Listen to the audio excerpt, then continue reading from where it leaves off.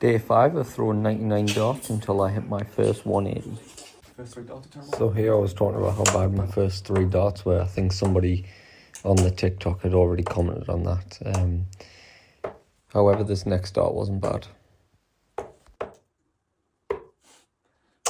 Oh, that honestly, that first dart couldn't have been any better. It's like plumb in the 60. So as you can see, I was pointing out that that 60 was actually perfect in the middle.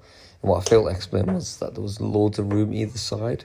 And again, just as a beginner, they are the type of darts that you want to focus on.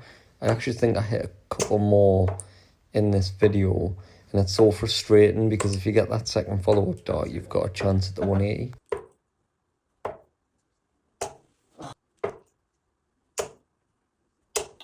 Like I just mentioned, getting that second follow-up dart's really important. Oh my god, how good were them 2 darts? So yeah, the first dart just let us down there. That was probably the only chance I would have had at a 180, but obviously the first dart let us down massively. And I go on to mention quite a lot in the video here, especially if you go over on my YouTube channel, that the follow-up dart is something that you really should focus on. Regardless of how good your first dart is, I feel like following that up is really, really important. So there is a couple of instances in this video where there's a straight dart that goes either at the bull, I think, or somewhere lower. And what I try to do, rather than go for the 180 from there, because it's obviously off at that point, I just try and follow that dart up.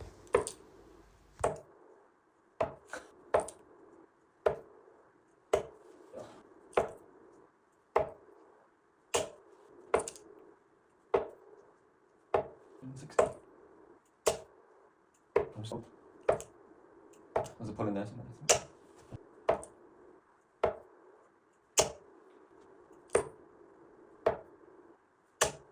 I'm also noticing as the days go on, when the dart falls below the 60, it's way easier to follow it up by throwing it over the top. However, what I am struggling with is when it does go over the top, I just can't seem to get it lower, or I overcompensate and it just goes way off.